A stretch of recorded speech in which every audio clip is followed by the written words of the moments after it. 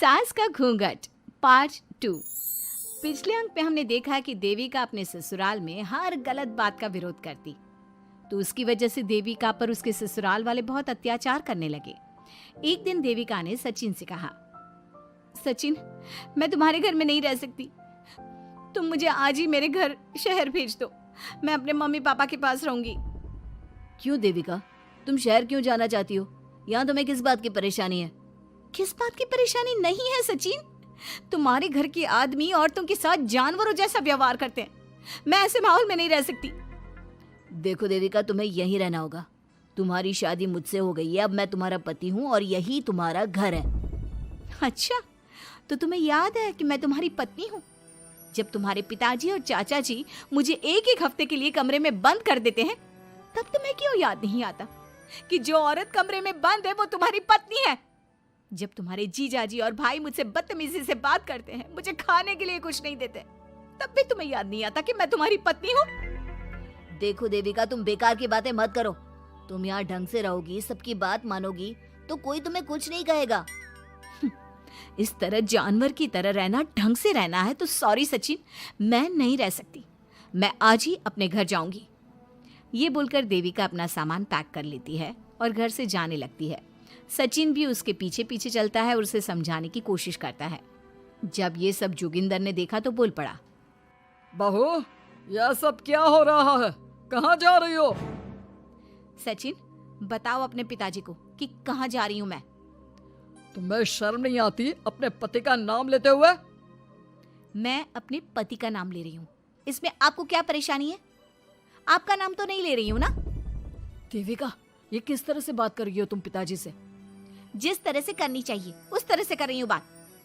इससे अच्छी तरह से मैं तुम्हारे घर के किसी भी आदमी से बात नहीं कर सकती। तीनों की बात सुनकर घर के बाकी लोग भी वहां आ जाते हैं। तभी जोगिंदर कहता है, हमारे घर की औरतें अपने मर्दों का नाम नहीं लेती। तुम्हारे शहर में होता होगा, लेकिन हमारे यहाँ पर ऐसा कुछ नहीं होता। बहू, सचिन तुम्हारा पति है, तुम उसका नाम मत लिया करो। तुम अपने पति का नाम लेने की जगह ए जी, ओ जी, सुनो जी कहा करो। पति ना परमेश्वर होता है। तो परमेश्वर का तो हम नाम लेते हैं। क्यों माँ जी, क्या आप अपने इष्ट देव का नाम नहीं लेती?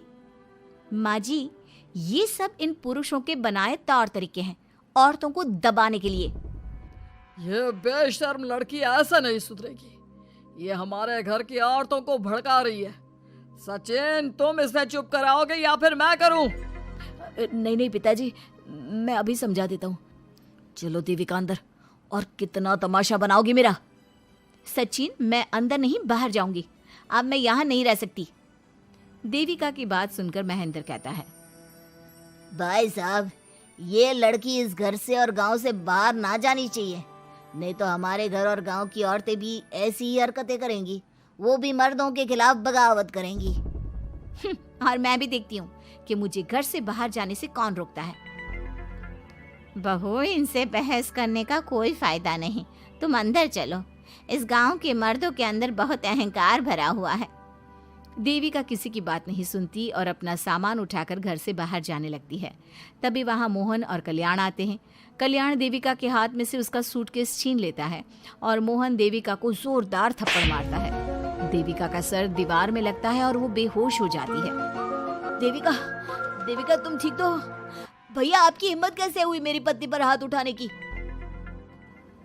सचिन, तुम जल्दी से देविका भाभी को अंदर कमरे में ले जाओ, मैं अभी वैद्य जी को लेकर आती हूँ। वीना जल्दी से वैद्य जी को लेकर आती है। वैद्य जी थोड़ी देर तक देविका की जांच करते हैं और कहते हैं, मुबारक हो आप सबको, आपकी बहू माँ बनने वाली है। अभी तो मैं आपको दवाई दे देता हूँ, लेकिन आगे इनके इलाज के लिए आपको दाई अम्मा को बुलाना होगा। ये बात सुनकर घर के सभी लोग खुश होते हैं। देविका को जब होश आता है, उसे ये बात पता चलती है तो वो बहुत खुश होती है। वो सबसे कहती है, मैं अपने बच्चे को यहाँ नहीं रख सकती। क्यों बहू, क्या हुआ? अब तुम ये सब बातें मत सोचो, तुम्हें आराम करना चाहिए। नहीं माँ जी, आप नहीं समझ रही। अगर मेरा बेटा हुआ तो इस घर के मर्दों की तरह अहंकारी और औरतों पर जुल्म करने वाला बनेगा, और अगर मेरी बेटी हुई तो वो जानवरों की तरह जुल्म सहने वाली बनेगी और दोनों ही अनपढ़ रहेंगी। देविका की बात सुनकर घर की सभी औरतों को पहली बार एहसास हुआ कि वो किस अंधकार वाले समाज में जी रही हैं। लेकिन फिर भी घर की सारी औरतें उसे ही समझाती हैं। बहू देखो, तुम्हारी बात सही है, लेकिन तुम इस हालत में सफर नहीं कर सकती। हाँ बहू, तुम यहीं रहो, अपना और अपने बच्चे का ख्याल रखो। देखो ना देविका भाभी, हमें बिल्कुल भी पढ़ना लिखना नहीं आता, अपना नाम भी नहीं लिख पाते, तो आप मुझे थोड़ा पढ़ा दीजिए ना। देविका, तुम्हारी बातें सुनकर पहली बार हमें एहसास हुआ है कि कैसे माहौल में हम जी रहे हैं। तुमने हमारे अंदर उम्मीद की नई रोशनी पैदा की है। यहाँ से मत जाओ तुम। देविका ने घर की औरतों की बात सुनी तो उसका दिल पसीज गया। उसने गांव में ही रहने का फैसला लिया। वो अपने घर की औरतों को रोज पढ़ाती, उन्हें अपने अधिकारों के बारे में, देश के बारे में बताती। इसी तरह कई दिन बीत गए और एक दिन सुजाता ने सचिन से कहा, सचिन, देविका की तबीयत ठीक नहीं, तुम जल्दी जाकर दाई अम्मा को बुला लाओ ना। भाभी, दाई अम्मा क्या कर लेंगी? आप किसी डॉक्टर को बुला लो, मेरी तबीयत ठीक नहीं है। देविका, गांव के लोग डॉक्टर पर भरोसा नहीं करते। दाई अम्मा बरसों से ये काम कर रही है, वो तुम्हें ठीक कर देगी।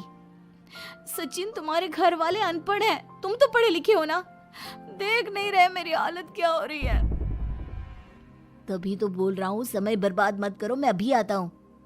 सचिन दाई अम्मा को बुलाकर ले आता है। दाई अम्मा घरेलू नुस्खों से देविका का इलाज तो कर देती है। कुछ समय के लिए उसकी हालत भी स्थिर हो जाती है, लेकिन वो पूरी तरह से ठीक नहीं होती। फिर देविका सचिन से कहती है, सचिन, मुझे समझ में नहीं आ रहा, तुम मुझे डॉक्टर के पास क्यों नहीं ले जा रहे? मैं माँ बनने वाली हूँ और मुझे ये भी नहीं पता कि मेरा हेमोग्लोबिन कितना है। दाई अम्मा कर रही है ना तुम्हारा इलाज। लेकिन दाई अम्मा को कुछ समझ में ही नहीं आ रहा कि मेरे साथ क्या हो रहा है। अगर देखो तुम मुझे नहीं लेकर गए ना, तो मैं खुद ही चली जाऊंगी। अगले दिन देविका की तबीयत दोबारा बिगड़ जाती है और दाई अम्मा के किसी भी नुस्खे से वो ठीक नहीं हो रही थी। देविका ने सारी हिम्मत जुटाई और वो अकेले ही डॉक्टर के पास जाने लगी। उसे देखकर मोहन कहता है, बहू, इस हालत में कहाँ जा रही हो? आप लोगों के भरोसे रही ना तो आप लोग मुझे मार ही डालोगे। डॉक्टर के पास जा रही हूँ मैं। बहू, तेरा दिमाग तो ठिकाने पर है। हमारे घर की औरतें मर्दों से इलाज नहीं कराती। हे भगवान, इन जाहिल लोगों को मैं कैसे समझाऊं? डॉक्टर औरतें भी होती हैं। बहू, तो हमें पागल मत बना, हमने तो कभी कोई महिला डॉक्टर नहीं देखी। तू झूठ बोलकर निकलना चाहती है ना? इस गांव की सरहद से आप लोग कभी बाहर नहीं गए ना, इसलिए आप लोगों को नहीं पता कि महिलाएं डॉक्टर के अलावा क्या क्या है। ए लड़की, तुझसे तमीज से बात कर रहे हैं तो तू ज्यादा हवा में मत उड़। बोला ना एक बार, चल अंदर जा। चाचा जी, मैं अंदर नहीं जाऊंगी, डॉक्टर के पास जाऊंगी। मेरा इलाज सिर्फ डॉक्टर ही कर सकता है। ये बोलकर देविका घर से निकल रही थी कि तभी जोगिंदर ने उसे कमरे में ले जाकर बेड पर जोर से धक्का दे दिया, जिसकी वजह से देविका के पेट में चोट लग गई और वो दर्द की वजह से जोर जोर से चिल्लाने लगी। ये देखकर घर की सारी औरतें देविका को संभालने लगी। देविका, हिम्मत रखो, सब ठीक हो जाएगा। देविका भाभी, आप ठीक हो ना? माँ, कुछ करिए ना, भाभी की तबीयत बहुत खराब हो रही है। लेकिन मैं क्या कर सकती हूँ? भाभी, कुछ तो करो, कहीं बहू को कुछ हो ना जाए। उधर जोगिंदर मेन गेट पर बड़ा सा ताला लगा देता है और कहता है, आज के बाद इस घर से कोई भी औरत बाहर नहीं निकलेगी। देविका का बच्चा भी इसी घर में होगा, ये जिंदा रहे या मर जाए। जोगिंदर की बात सुनकर सभी औरतें बाहर आती हैं। जब विमला को इस बात का एहसास हो जाता है कि जोगिंदर देविका को डॉक्टर के पास किसी कीमत पर नहीं जाने देगा, तब विमला पहली बार अपना घूंघट उठाकर तेज आवाज में कहती है, मैं भी देखती हूँ देविका को डॉक्टर के पास जाने से कौन रोकता है। आज देविका डॉक्टर के पास जाकर रहेगी। देविका की सास का घूंघट आखिरकार उतर ही गया। घर के आदमियों ने पहली बार विमला का ये रूप देखा था और उसकी तेज आवाज पहली बार सुनी थी। क्या विमला अपनी बहू की जान बचा पाएगी या जोगिंदर अपनी पत्नी की आवाज भी दबा देगा? ये जानने के लिए हमारे अगले एपिसोड का इंतजार कीजिए और हमें कमेंट में ये भी बताइए कि घर की औरतों को आगे क्या कदम उठाना चाहिए।